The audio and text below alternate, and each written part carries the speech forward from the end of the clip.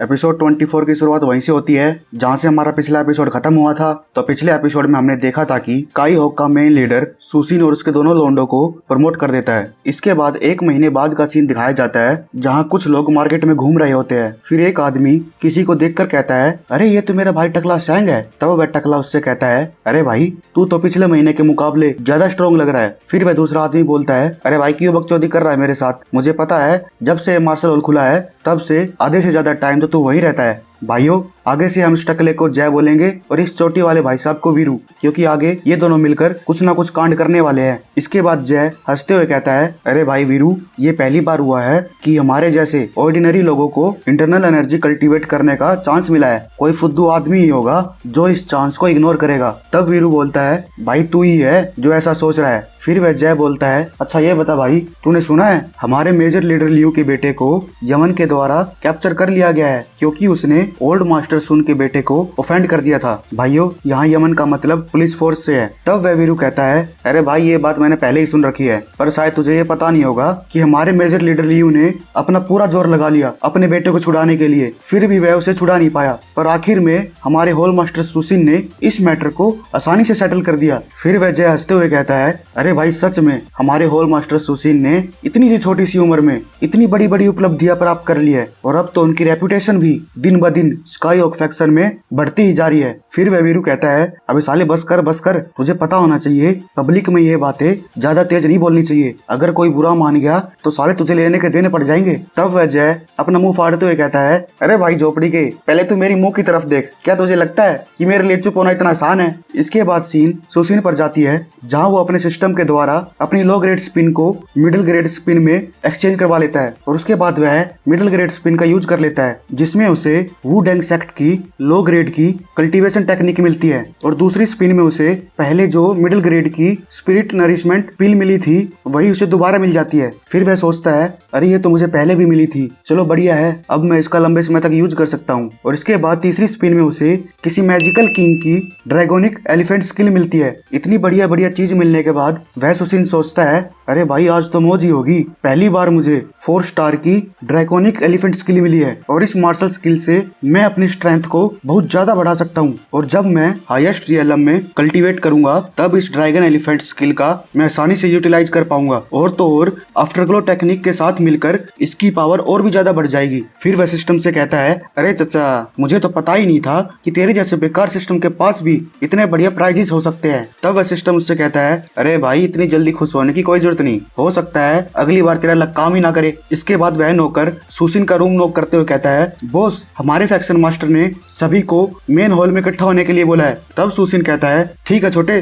तू चल, मैं आता हूँ थोड़ी देर में। फिर वह वहाँ कल्टीवेशन करने के लिए बैठ जाता है। इसके बाद सीन मेन हॉल पर जाता है जहाँ सभी लोग इकट्ठे हो जाते हैं। फिर एक आदमी उससे पूछता है, मास्टर सू क्या हाल ही में कुछ हुआ है क्या? तब सुसिन कहता है, अरे भाई मुझे नहीं पता और तुझे इतनी जल्दी क्यों हो रही है, एक बार फैक्शन मास्टर आ जाए तो सब पता चल जाएगा। इसके बाद वह कहता है, होल मास्टर सू आजकल सभी लोग आपकी बहुत ज्यादा प्रशंसा कर रहे हैं, क्या आपको इस बात से चिंता नहीं हो रही कि फैक्शन मास्टर ये सोचेंगे कि आप उनसे आगे निकलने की कोशिश कर रहे हो? तब सुसिन हंसते हुए कहता है, अरे भाई वो फैक्शन मास्टर मेरे बारे में कभी ऐसा नहीं सोच सकते और अगर सोच भी ले तो भी क्या उखाड़ सकता है मेरा। इसके बाद फैक्शन मास्टर हॉल में आ जाता है जिसे देखकर कुछ लोग उसके नाम के जयकारे लगाना शुरू कर देते हैं। तब वो उन लोगों को देख के सोचते हैं, अरे आज तो फैक्शन मास्टर अपने साथ यहाँ सीक्रेट फोर्स लेकर आए। फिर डोंग उन लोगों को देखकर मेन लीडर से बोलता है, फैक्शन मास्टर आपका इन लोगों को यहाँ लाने का मतलब क्या हुआ? तब वह फैक्शन मास्टर चिल्लाता रहता है पर मेन लीडर उसे इग्नोर करते हुए आगे बढ़ जाता है। फिर वह कहता है, अरे इस बारे में ज्यादा मत सोचो, मैंने तुम्हें यहाँ सभी को हमारे फैक्शन के डेवलपमेंट के प्लान के बारे में डिस्कस करने के लिए तुम सभी को यहाँ बुलाया है। तब वह डोंग उन लोगों की तरफ उंगली करते हुए चिल्लाता है, अगर यहाँ हम डिस्कशन करने के लिए इकट्ठा हुए हैं तो तुम्हें अपनी सीक्रेट फोर्स को अपने साथ लाने की क्या जरूरत थी? फिर वह चंपू अपने बाप की ऐठ में आकर उस पर चिल्लाते हुए कहता है, अबे साले डोंग तू क्यों बार बार अपनी बकचोदी कर रहा है, तुझसे चुप नहीं बैठा जा सकता। फिर वह मेन लीडर उन दोनों को चुप करवाते हुए बोलता है, तुम लोग अपनी बकवास बंद करो और ध्यान से सुनो, हमारी चैंगनिंग सिटी के 4 फैक्शंस बहुत ज्यादा वीक हो गए हैं और इस दौरान हमसे वो 4 गिल्ड्स ज्यादा स्ट्रॉन्ग हो गए हैं और यहाँ तक कि अगर हम बैम्बू फैक्शन और ओशियन फैक्शन इन दोनों की टेरिटरी को भी हमारे साथ मिला दे तो भी हम अलाइड गिल्ड के सामने कुछ भी नहीं है। और आगे इससे ही बदतर हो सकता है। फिर वह जुआंग मेन लीडर से पूछता है तो आपका क्या प्लान है चीफ। तब मेन लीडर कहता है इट्स सिंपल, हमें अब अपने स्काई होक फैक्शन में कुछ ड्रास्टिक चेंज करने की जरूरत है। ये सुनकर एक आदमी बोलता है आपने बिल्कुल सही कहा चीफ, वो 3 गिल्ड्स हमसे ज्यादा स्ट्रांग हो गई है अब, और इसके अलावा उनके पास एक्सपर्ट्स भी है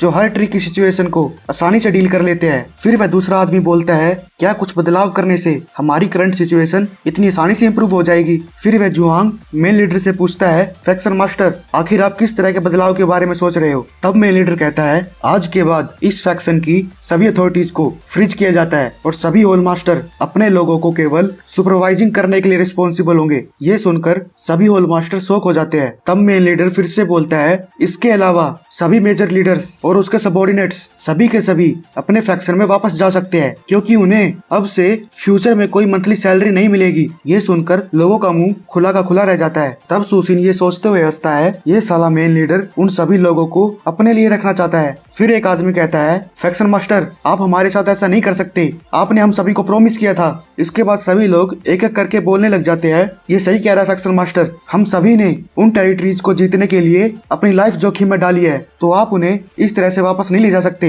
अगर हमारे पास अपने लोग ही नहीं रहेंगे तब हमारे मेजर लीडर होने का फायदा क्या है। फिर मेन लीडर गुस्से में हाथ मारते हुए कहता है अबे सालों अपनी बकर बकर बंद करो, मैं सब जानता हूँ कि तुम लोग क्या सोच रहे हो, तुम्हें क्या लगता है मुझे क्या पता नहीं कि तुम फैक्शन के अकाउंट में कैसे घोटाला कर रहे हो। और अगर अब भी किसी को ऑब्जेक्शन है तो आगे आओ, सबसे पहले मैं उससे उन पैसों की बात करूंगा जो इतने सालों से वो चोरी कर रहा है। ये सुनकर वो सभी मेजर लीडर्स चुप हो जाते हैं। फिर मेन लीडर उन सभी होल मास्टर से पूछता है क्या आप में से किसी होल मास्टर को कोई ऑब्जेक्शन है। ये सुनकर उस ढोंग को गुस्सा आ जाता है पर आखिर करे भी क्या, साले की ना तो किसी ने पहले सुनी और ना ही अब कोई सुनना चाहता। फिर जुआंग आग में घी डालते हुए कहता है फैक्शन मास्टर ये डिसीजन हमारे जैसे लोगों के लिए तो ठीक है पर क्या मास्टर सु इससे सहमत है। तब सुसिन ये सुनकर सोचता है इन सालों की खुद की तो कुछ बोलने की हिम्मत है नहीं और मुझे अपनी शील्ड के तौर पर ये यूज करना चाह रहे हैं। ये साले सबके सब भूतिया है, इन्हें लग रहा है कि ये मुझे इतनी आसानी से यूज कर लेंगे। फिर सुसिन खड़े होकर मेन लीडर से बोलता है मुझे आपके डिसीजन से कोई भी आपत्ति नहीं फैक्शन मास्टर। ये सुनकर वैडोंग सोच में पड़ जाता है ये साला सुसिन सच में गिव अप कर रहा है, पर ऐसे कैसे हो सकता है, वह अपनी डेवलप की हुई फोर्स को इतनी आसानी से कैसे दे सकता है। फिर मेन लीडर बोलता है सुसिन तुम बहुत ही स्मार्ट आदमी हो क्योंकि यह मैटर स्काई होक फैक्शन के इंटरनल अफेयर से जुड़ा हुआ था और जब तक तुम मेरे ऑर्डर के अगेंस्ट नहीं जाते तब तक कोई भी तुम्हारा कुछ नहीं कर सकता। तब सुसिन कहता है फैक्शन मास्टर आप कुछ ज्यादा ही सोच रहे हो, मैं सिर्फ आपको एटर्नल पेविलियन और मार्शल हॉल ही हैंड ओवर करूंगा, लेकिन हम अभी भी फैक्शंस के लीडर हैं। पर क्या आपको नहीं लगता कि जो लोग हमारे लिए काम कर रहे हैं उन लोगों को समझाने के लिए हमें अपने टेरिटरीज की जरूरत है। तब चंपू बीच में बोलता है सुसिन तुम अपने लिए मोल भाव करना बंद करो। भाइयों मुझे इस चंपू के लक्षण बिल्कुल भी ठीक नहीं लग रहे, ढोलक भी पिला था और ये भी पिला जाएगा। फिर सुसिन कहता है मैं सिर्फ इतना चाहता हूँ कि हैप्पी गो लकी और वो लोग जो मुझसे लॉयल है वो मेरे साथ रहे बस। तब वह मेन लीडर गहरी सांस छोड़ते हुए कहता है ठीक है मुझे इससे कोई प्रॉब्लम नहीं, तो मैं तुम्हारी इस बात के लिए सहमत हूँ। अपने बाप के मुंह से ऐसा सुनकर वह चंपू से देखता ही रह जाता है। तो गाइस इसी के साथ हमारा यह एपिसोड समाप्त होता है, फिर मिलते हैं नेक्स्ट एपिसोड में। अच्छा है।